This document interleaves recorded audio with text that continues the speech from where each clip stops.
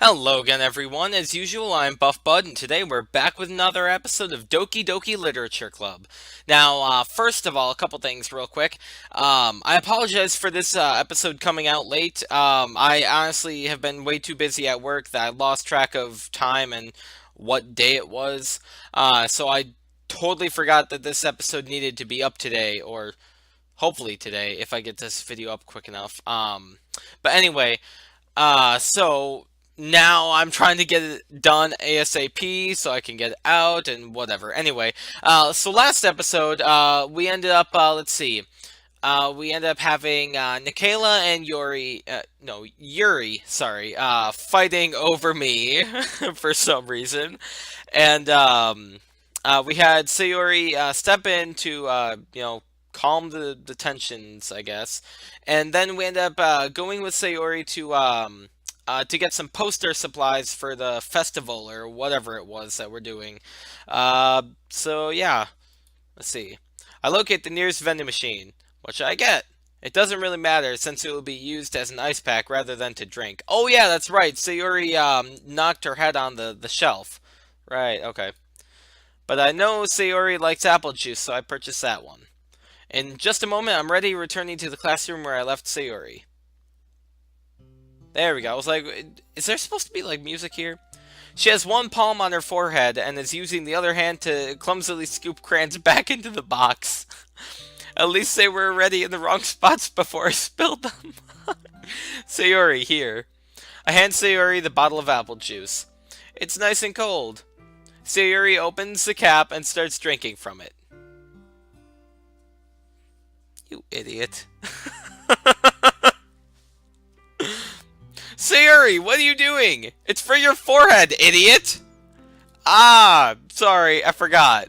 How hard did you hit your head? Sayori places a bottle against the bump on her head. It stings. Just bear with it, it'll feel better soon. Looks like you cleaned up most of the crayons, so that's good. Hey, Buff Bud. This kind of reminds you of growing up, doesn't it? Huh? What do you mean?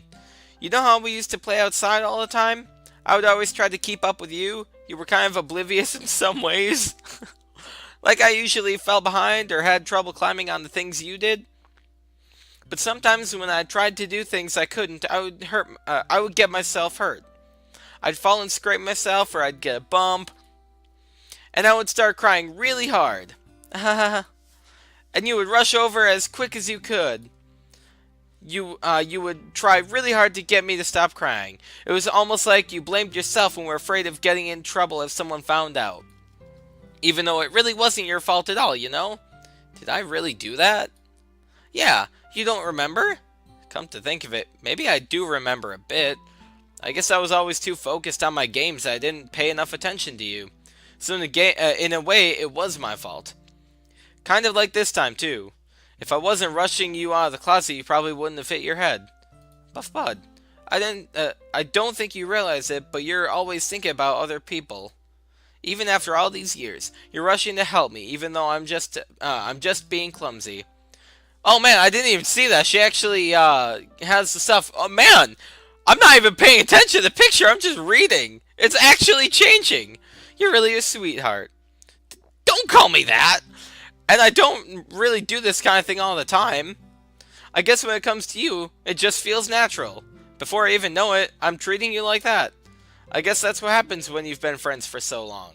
Now, hold on a sec. Sorry, this is completely off topic. But, so, when I first heard about this game, I heard something about, you being able to change the game files and do weird, whatever, cool stuff with that. Now, I'm not really sure what the deal is with that, so I might even need to make, like, a new playthrough of this after I play. I don't know what. Depending on how you actually do that, I might have to do another playthrough. Anyway, really? Maybe you're right, Buff Bud. I'm so glad that nothing's changed between us. Do you think it'll be like this forever? Forever? If I'm honest to myself, there's no telling where she'll end up for college, or there's no telling where we'll end up for college or after that. So it won't be fair for me to make any promises, but well, I hope so. It's been this long already, right? I can't imagine you ever changing, so my hopes are up. I'm so happy. Sayori has a whimsical expression in her eyes. We remain silent for a moment. She's so silly and clumsy on the outside that when I see her deep in thought like this, it makes me not want to disturb her. I guess we should go back. I don't want to worry Monica, you know? Good luck with that. She's gonna see her forehead either way.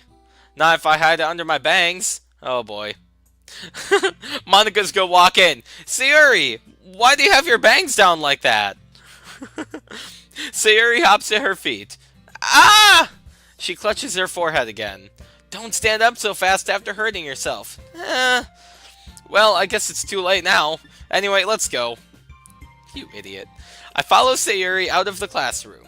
Sayori plays with her bangs and tries to hide the bump, but without much success. In a moment, we make it back to the club room. Ah, you're back. Good timing. I was just about ready to start with sharing our poems. Ah, crud, that's right, we have more poems. Oh, boy. Oh, Sayori, your forehead. She's fine, don't worry about it. I was playing with the crayons and smacked my forehead into the shelf. Why does she say that so happily? Oh my god. Wow. Everyone. Well, anyway. Were you able to find everything we needed? Uh-huh, I have it right. Sayori frantically glances around her. Did she not grab the stuff? I forgot all the stuff!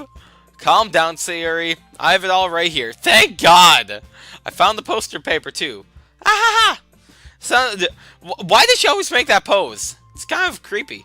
Sounds like you ended up doing all the work, Buff Bud. Ah, well, Sayori... I failed to come up with an excuse for Sayori. I made it an adventure! Yeah, that. Okay. In any case, good work. I'll start working on the posters tonight. Me too. Okay, everyone. Are you ready to share your poems? Guess I should grab mine. After making sure the crayon box is closed tightly, I return to my seat. Oh, dear Lord. Oh, boy.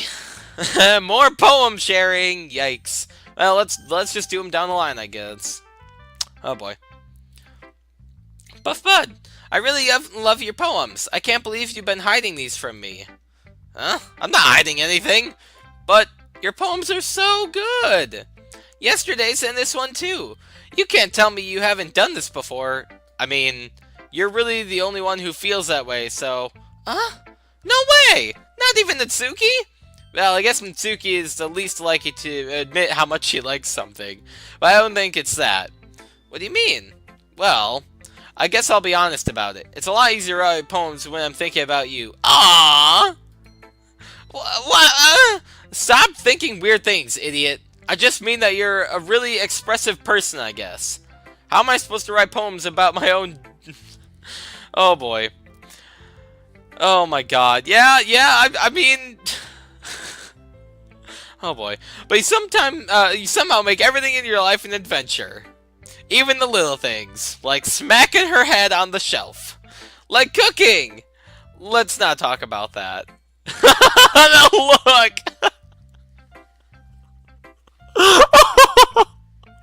Oh man, the look on her face is just like, wait, what? Huh? So, yeah. I guess what I'm saying is that I can feel more feelings through you than I can feel through myself. We have that kind of weird connection. It's your fault for getting in my business all the time. Huh? I don't know if I understand.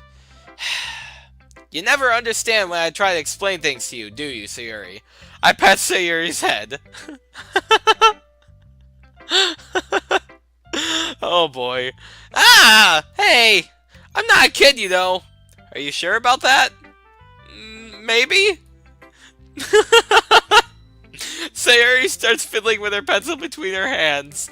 Hey, Buff Bud, will you give me your poem? Wait.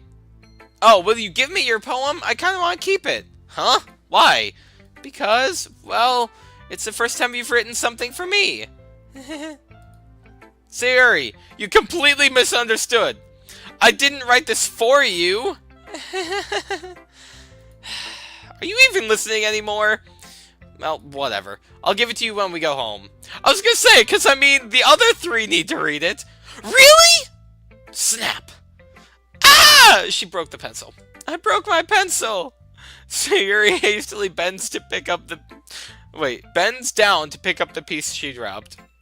But being inattentive... Oh my god. Okay. Thank God. I almost didn't read that fully. But being inattentive of her surroundings, she bumps right into me. I was thinking she was gonna smack her face into the desk again. Well, sorry. It's fine. It's fine.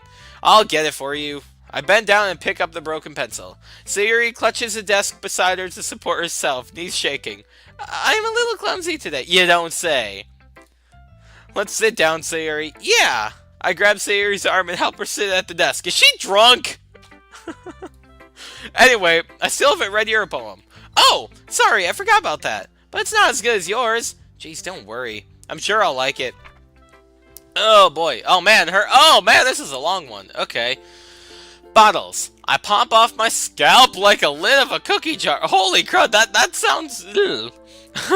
It's the secret place where I keep all my dreams. Little balls of sunshine, all rubbing together like a bundle of kittens. I reach inside with my thumb and forefinger and pluck one out. It's warm and tingly, but there's no time to waste. I put it in a bottle to keep it safe, and I put the bottle on a shelf with all the other bottles. Happy thoughts, happy thoughts, happy thoughts in a bottle, all in a row.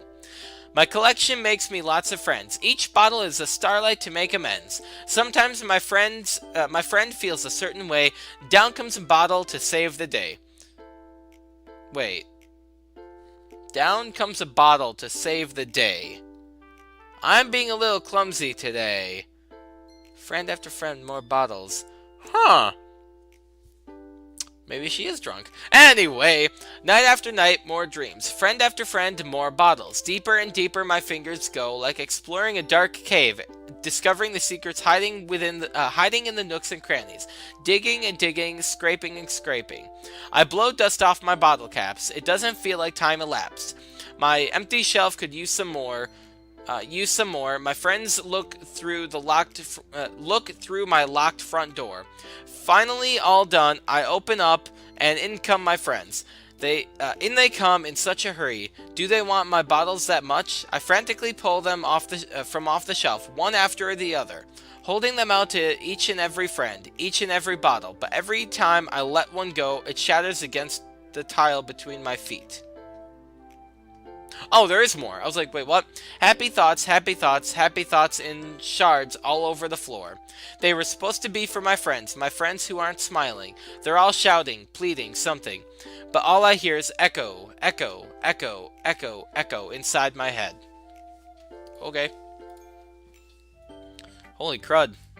Sayuri, did you really write this? Of course I did! Didn't I tell you yesterday I was gonna write the best poem ever?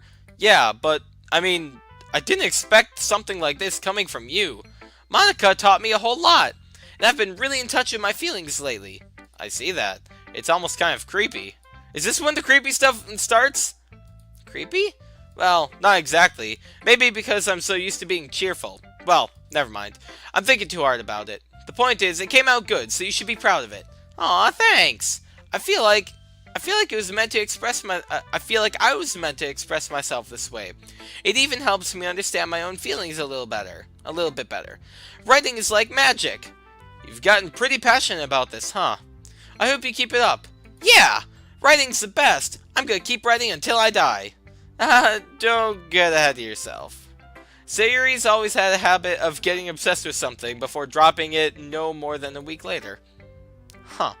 I wonder if this is one of those times. But seeing the passion in her eyes makes it hard for me to be pessimistic. Alrighty, let's go on to Nitsuki, I guess. Well, it's not really any worse than your last one, but I can't really say it's any better either. Phew. Huh? Phew, what? Well, anything that isn't a train wreck, I'll take as a win. And I get the feeling you're probably the most critical. Hey, what makes you... Wait, maybe that was a compliment? Glad to see someone recognizes my experience. Well, Well then, keep practicing and maybe you'll be as good as me someday. That's, something tells me Natsuki completely missed the point. Come to think of it, this kind of reminds me of Sayuri's poem from yesterday. What is my poem? Huh? You think so? Yeah. Well, I guess if you've been friends with her for so long, you might be on the same wavelength. Well, actually, see, when if you guys remember when we made this poem, we ended up getting a ton of words that Sayuri liked. So maybe, I don't know. Whatever. Anyway, but you never really struck me as her type. Sayuri as a type all of a sudden? Well, I don't know, but honestly, how could someone so fluffy spend so much time with someone like you? It's like she's dragging around a dead weight. Oh my god. That was a little unnecessary. But think of it this way: if it weren't for me, she would probably just fly away she would probably just fly away like letting go of a balloon. You could say we each take care of each other in our own way. Whatever it is, I don't get it. Oh yeah, I guess I'm supposed to show you my poem. Here. Okay, it doesn't look like too much. Amy likes spiders. You know what I heard about Amy? Amy likes spiders. Icky, wriggly, hairy, ugly spiders. That's why I'm not friends with her. Amy has a cute singing voice. I heard her singing my favorite love song. Every time she sang the chorus, my heart would pound to the rhythm of the words. But she likes spiders. That's why I'm not friends with her. What the heck? One time I hurt my leg really bad. Amy helped me up and took me to the nurse. I tried not to let her touch me. She likes spiders, so her hands are probably gross. That's why I'm not friends with her. What the heck is wrong with you? Amy has a lot of friends. I always see her talking to people. She probably talks about spiders. What if her friends start to like spiders too? That's why I'm not friends with her. It doesn't matter if she has other hobbies. It doesn't matter if she keeps it private. It doesn't matter if it doesn't hurt anyone. It's gross. She's gross. The world is better off without spider lovers, and I'm gonna tell everyone. Wow! Jesus Christ, kid! Not bad, right? It's quite a bit longer than yesterday's. Yesterday's was way too short. I was just warming up. I hope you didn't think that was the best I could do. Oh my god. Oh, sorry about that, yawn. I don't know where that came from. No, of course not. Anyway, the message is pretty straightforward. No, really? You don't like Amy because she likes spiders? Anyway, the message is pretty straightforward in this poem. I doubt I have to explain it. Sometimes you can explain complicated issues with much simpler analogies, and it helps people realize how dumb they're being. Anyway, like anyone would agree that the subject of this poem is an ignorant jerk. Do you know people like that? Of course, it's about how Of course, it's about how everyone thinks my. That doesn't matter. It can't be about anything. Wait. Are you Amy? Do you like spiders and no one likes you because of that? Wait. Huh. I wrote it because it's easy to relate to. Everyone has some kind of weird hobby or guilty pleasure. Something that you're afraid if people find out they'd make fun of you or think less. I think she likes spiders! God dang, okay. But that just makes people dumb. Who cares what someone likes as long as they're not hurting anyone and it makes them happy? I think people really need to learn to respect others for liking weird things. Well, you're definitely right. At least I can relate to that. And I'm not sure a lot of other people can too. It's what I do best after all. I don't like writing unless there's a good message to take away from it. Like conveying emotions is important, but I want to make people think, not just feel. Remember that. I'm going to write a good one for tomorrow too, so look forward to it. Okay, let's go to Yuri now. Oh god, we're going to have to try and read her handwriting. Let's see what you've written for today. Well done, Buff Bud. Your skills are already improving. Really? Thanks, Yuri. Coming from you, that means a lot. Huh? It's nothing. I'm just happy to help. I'm just happy to help inspire fellow writers. I know you're new to this, so don't worry too much. Wow, I cannot read this for some reason. Oh boy. I knew. Oh my god. Am I having a stroke? I know you're new to this, so don't worry so much if it seems like you can't get your poem to feel perfect. You don't need to be afraid to be a little more daring. Metaphors can go a long way. Don't feel like you need to work your brain like turning a bunch of gears. Try letting your mind wander through your feelings, and write down the things that you see and hear. That's one way to truly enable your reader to see into your mind. It's a very intimate exercise. Oh my god. Oh, I apologize about the hiccup, the yawn. I see. That's certainly an interesting technique. Thanks for sharing. I have, well, an example of that if you'd like to read it. Of course. It's a poem you wrote. Is this the poem you wrote for today? Jesus Christ, I cannot read! Oh my god. Yuri nods and timidly hands her poem. Oh boy. Oh, let's try and read this. The Raccoon. It happened in the dead of night while I was slicing bread for a guilty snack. My attention was caught by the scuttering of a raccoon outside my window. That was, I believe, the first time I noticed my strange tendencies was an unordinary... Wait, what? That was, I believe, the first time I noticed my strange tendencies as an unordinary human. There we go. I gave the raccoon a piece of bread. My subconscious, well aware of the consequences, well aware that a raccoon that is fed will always come back for more. The enticing beauty of my cutting bread was the symptom. I think that's what that line says. The bread, my hungry curiosity. The raccoon, my an urge. That's it. There we go. Okay, yep, there we go. The moon increments its phase and reflects that much more light off of my cutting knife. The very same light that glistens in the eyes of my raccoon friend. I slice the bread, fresh and soft. The raccoon becomes so excited. Or perhaps I'm merely projecting my emotions onto the newly satisfied animal. The raccoon is taking a following to me. You could say that we've gotten quite used to each other. The raccoon becomes hungry more and more frequently, so my bread is always handy.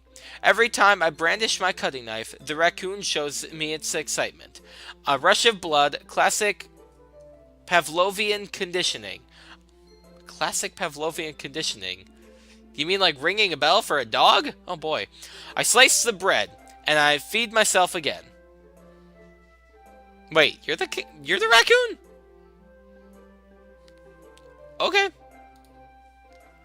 I was a little more daring with this one than yesterday's. I could see that. It's a lot more metaphorical. I don't know if it's my fault, but I can't begin to imagine what this poem is about. That's right. It's a bit closer to my preferred writing style, using the poem as a canvas to express vivid imagery and... Wow. I cannot read. Using the poem as a canvas to express vivid imagery and conveying emotions through them. Yeah, if I take it at face value, then I can't even figure out what it's supposed to mean. Well, I think it's something that different people can relate to in their own way. I think I read that right. I wanted to express the way that it feels for me to indulge in my more unusual hobbies. It's those sort of things I'm usually forced to keep to myself, so I sometimes enjoy writing about them. Huh? That's funny. That's funny. Didn't Tsuki also write something about that? About someone being ridiculed for a strange interest? Huh? She did? Yeah. She was talking about how it didn't matter that you're into it doesn't matter what you're into as long as you're not hurting anybody. She's right. I mean, does she really feel that way? Yeah. Sounds like you two have that in common. That's interesting. To me, she seemed like the kind of person who would make fun of my hobbies. But I suppose that's my fault for judging it, isn't it? Please don't tell her I said that. Don't worry, I have no reason to. Okay, well thank you for sharing it with me. After all, if I hadn't learned to embrace my own weirdness, I would probably hate myself. Wow. I might be ranting a little bit now. But I'm glad that you're a good listener. Yeah, sure thing, Yuri. And finally, Monica. Hi again. How's the writing going? Alright, I guess. I'll take that. As long as it's not going bad. I'm happy that you're applying yourself. Maybe soon you'll come up with a masterpiece. Probably not. I wouldn't count on that. You never know. Want to share what you wrote for today? Sure. Here you go. I give my poem to Monica. Alright, it's pretty good. It makes me think of Sayuri, like the other one that you wrote. You two are like the dynamic duo. That's kind of exaggerating it. Yeah, probably. But you do spend a lot of time with her, even in this club, don't you? Then again, I don't blame you for being a little shy. I'm not shy, it's just... I'm just teasing. I know it takes a bit of time to make friends with everyone, but Yuri and Natsuki are super interesting people, so don't be afraid to give them their share of time. And if you could talk to me, and you can talk to me every now and then too. I'm not like unapproachable or anything, am I?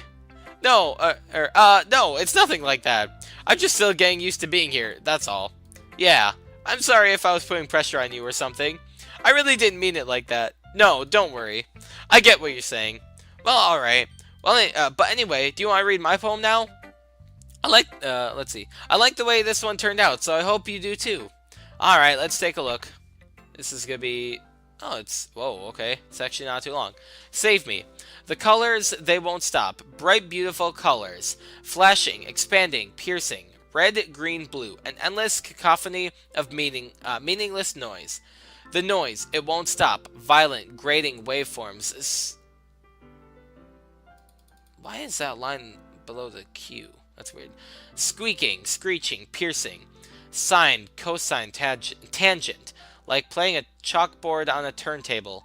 Like playing a vinyl on a pizza crust. An endless poem of meaningless. Load me?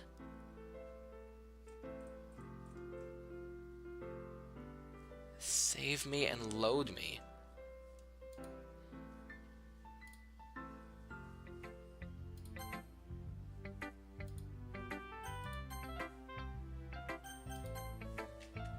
I'm curious now. I mean, so far that didn't do anything. Oh well. It's even more abstract than your last one, huh? I guess it's just the way I write. I'm sorry if you don't like it. See, I'm thinking that might be, like a little clue. Save me and load me. Maybe... I don't know.